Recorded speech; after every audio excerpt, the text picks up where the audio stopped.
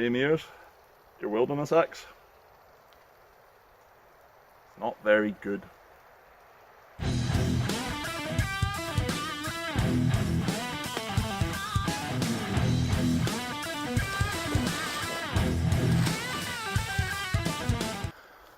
Alright, so firstly, can I say, Ray Mears, I actually really respect you as a bushcrafter and I think you've done some amazing work in the field.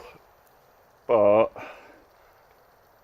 my friend Colin just bought this axe, gave it to me to review, and before I even used it I could see a few faults with it, and I've been messing about with it and that's confirmed everything I thought about it. And I thought, if this is his does it all wilderness axe that, you know, is designed to do carving, chopping, splitting, everything, I would call it a splitting axe. It's a splitting axe, and it's not really well designed to do anything else other than that. It's a small splitting axe. So it's a good axe, don't get me wrong, it's been well made, it's nice and sharp, it comes with a lovely sheath, it looks pretty, it says Ray Mears on it. But right, you probably clicked on this to hear the bad points, why I'm saying it's bad. So I'm just going to jump straight to it and not mess about. First things first, this costs £140, which is astronomically expensive. The axe I'm comparing it to is my old faithful Hultafors Chopping Axe, which admittedly I have put an edge on it. It doesn't come as sharp as this, but if you've got an axe you should know how to sharpen it anyway, really. So yeah, this costs £40, £140. And if they were both presented to me and I said, and somebody said pick one, they're both free, I would pick this one, which is something that should never really happen when there's £100 price difference. Yeah, anyway, the problems with it. First things first, this huge big thick head, right? This is advertised as an axe that does it all. You know, it's the wilderness axe, it's not the splitting axe. It's definitely good at splitting. There's no questions there, it's a big lumpy thing, but pretty much any big lumpy axe is good at splitting. So it's got this really heavy head, and the main problem with that is that when you're working up close to the head, chopping or carving, you know, little delicate things that you do around camp all the time, I'm constantly choking up on my axe. It's got these big lumpy bits that stick out, right? Normal Gransfors Bruks axes, this is quite flush. It's the same as this. It's, you know, it's very flush to the handle. This sticks out loads, right? Not only that, this is nice and smooth and rounded. There's no jaggy bits, right? So when you choke up, you're not touching anything spiky, so it's okay. Right? This one, he's decided to chop the bottom off here, which makes these two little edges, these two little points. And when you're choked up here, you can see it. Look, that bit is digging into my finger there, and then that bit is digging into my thumb. And you just notice, like, because obviously the axe moves about in your hand, and as it moves about, that little spiky bit is just rubbing back and forth on your thumb, and that's going to give you a blister. Why have it? You could easily have just rounded that off. The other problem is when you're swinging it, you know, all good axes, especially a £140 axe, should have a palm swell, a good palm swell. This is, it's mediocre at best. It's pretty small. Like, you compare it to this theoretically cheap axe, look at the size difference, you know? The thickness is the same. So I don't really understand what his logic was with that. The other thing is, when you slide down, often it's not your pinky that really catches the palm swell, it's this finger, you know, it's your first sort of strongest finger, so that catches it, and I find my pinky keeps slipping off the end because it's not got that. All other, even the Bruks and Hultafors, most other axes really have this extra bit here. You know, the small forest axe, it's got an extra lump sticking out here, and that's so that when your hand's a bit tired and you slip down, your pinky doesn't slip off. You don't have to keep picking it up, putting it back on and sliding back up again. So, you know, even this axe, you can see it's got that extra little bit. So running out of hands. So when you slide down, you don't slide off the end. It's nice. Those are my main problems. Yeah, I would say the steel is comparable quality. In my last video, or one before, or whatever, I was flinging this into a rock, which was really bad, and a lot of people didn't like watching that, but it proved that this is a solid axe that's got really hard metal. And yeah, this, like I say, I just can't get over the fact that this is £40 and this is £140, and it's designed by Ray Mears, who should really know his stuff. Like, before I even took this out to the woods, I noticed that thumb problem, you know, the axe digging into my thumb, and yeah, everything else has just kind of happened with using it. It's a shame, and I feel like you could fix this, because it's got potential to be a good axe, but I feel like he's just changed too much. Like, an axe like this has been sort of fine-tuned over hundreds of years, and the Scandinavian people, they really know what they're doing with axe designs, and he's went and changed it drastically, and he's changed it for the worse, and then he's charged, you know, 3.5 times the price.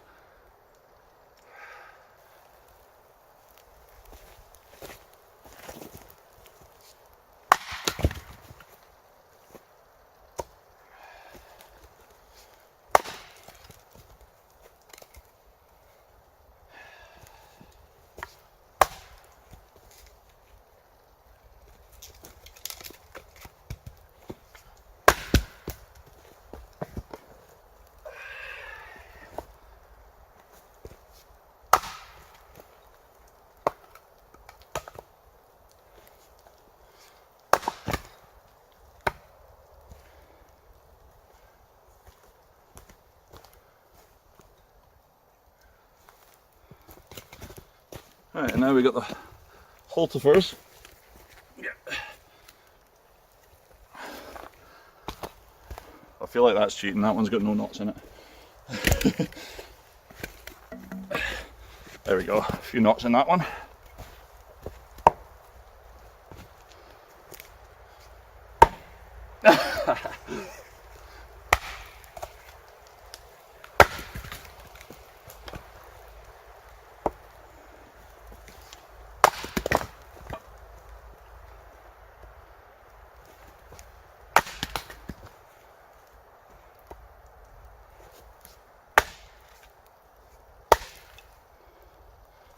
That's that knot right there, I didn't see it.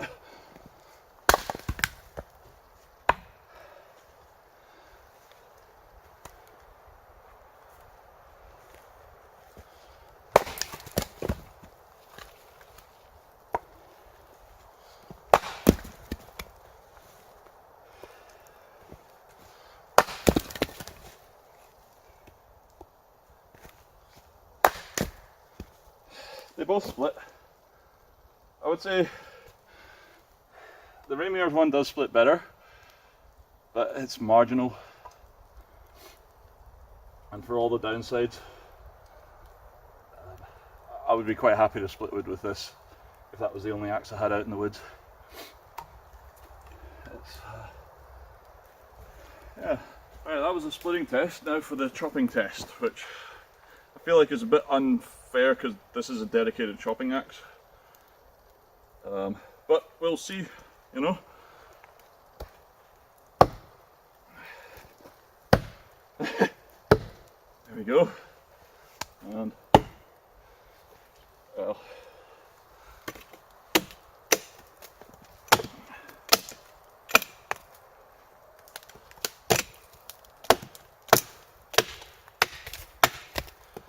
just neatening my workspace up a bit.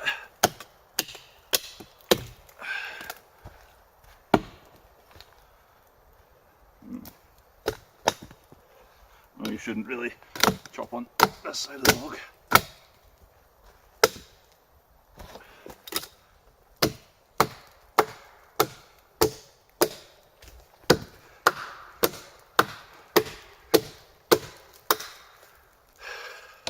already feel it's extra effort. Right, just need to get that out of the way for now. Right, so this is the Wilderness Axe. Here we go.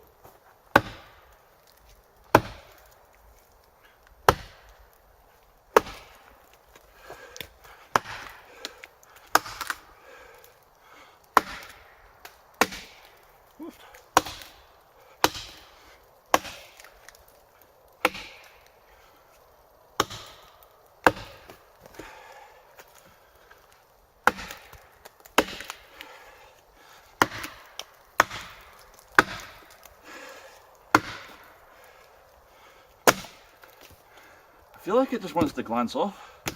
It's very glancy. I think because it's got that big fat head, it's kind of, yeah, like it's good, it bites in. I think you could get through. Don't know if you can hear me while I'm doing that actually. Yeah, I feel like it's good in the way that it does bite in, but it's also quite prone to glancing if you get the angle slightly wrong, whereas a slightly thinner head, it still bites in, it still cuts. Yeah.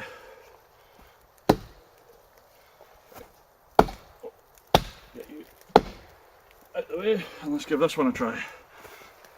Where's a good bit? I don't want to chop here. Can you see me? Let's just check before I go. Yeah, you can see me. Right, so now this is the, like I say, £40 Hultafors axe. It does anywhere near as good. That's it, you know.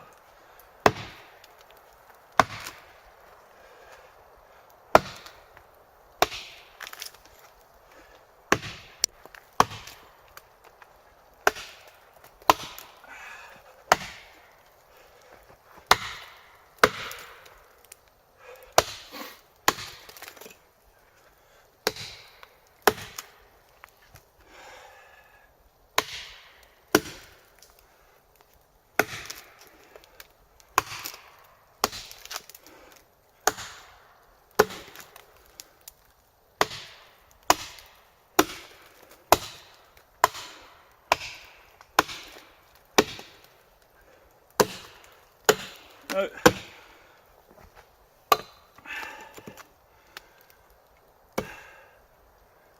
I'd say they're very comparable. I was expecting this to do better, but I actually feel like it was in a slight disadvantage because, if I take you over here, this piece didn't have any knots in it, whereas the one with the Hultafors, I was chopping through that knot, which was a little bit more of a struggle, but they were comparable. And again, this one's comfier.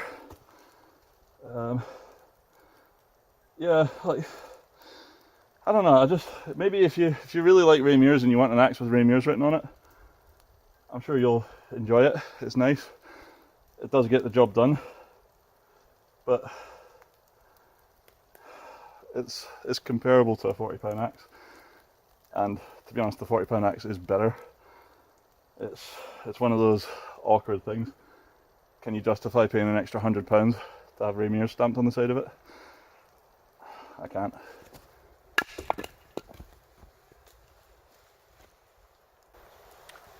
Alright, so another thing you might want to use your axe for is feather sticking. So, nice little test here. This is so sharp. You gotta give it that.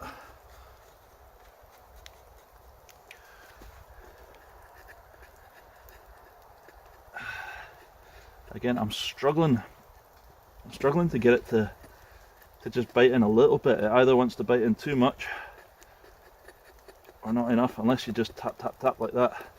So I guess a lot of axes are like that. So usually you would just use your knife for this. But again, while I'm doing this, can feel that, you know, it's kind of uncomfortable, this lumpiness, and it's really heavy head.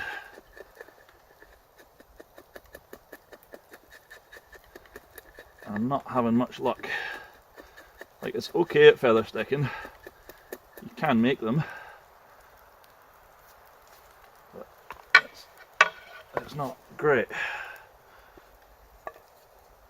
Now, switched over to the Bruks, or Hultafors.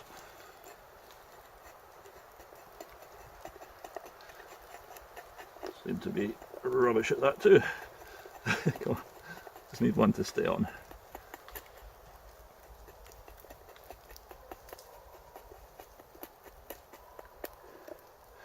You know what, I think I'm fighting against the grain there. That's better.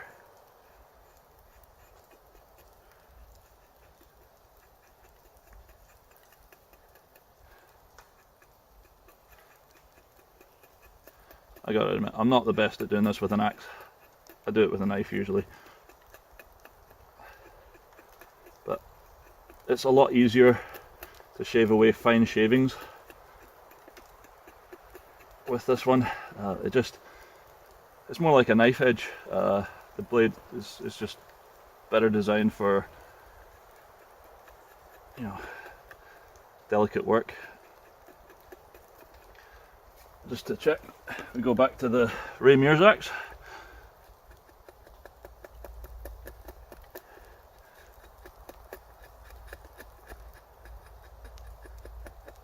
Like, it's alright, it's alright. To be honest, I would say neither of them are my choice. I would always just use a bushcraft knife.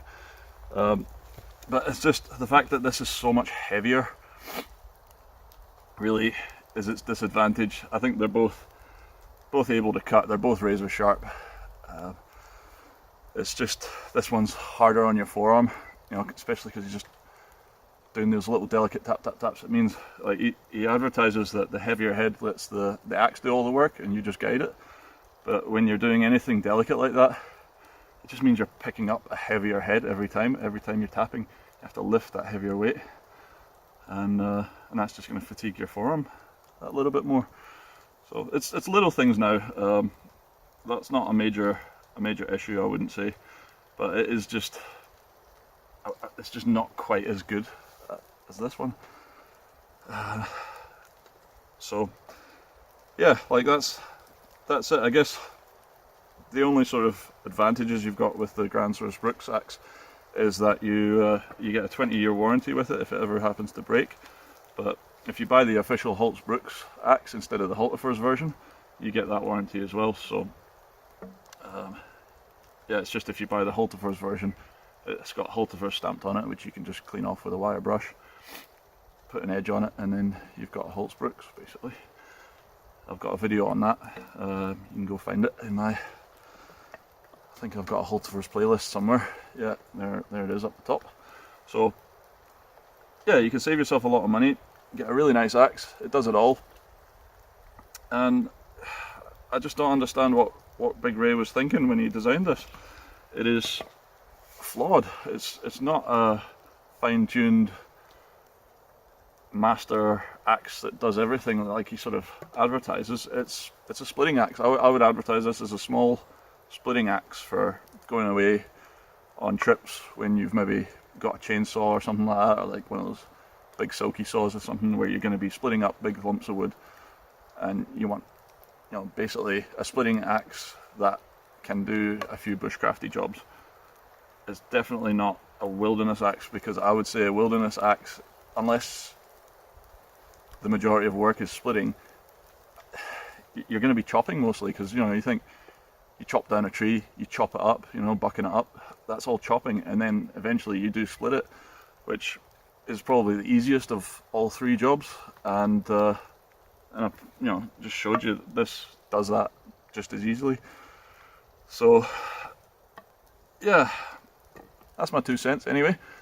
Hope you enjoyed this video. Please give it a thumbs up if you liked it. If you hate me for, you know, having a go at Ray Mears here, then I'm sorry. I do still think he's a great guy. I really do respect all the work he's done, and he's taught me lots of stuff. So yeah, I think that's important. But I just feel like he got it wrong with this axe, and maybe needs to go back to the drawing board or something like that. But anyway, that's me. See you later.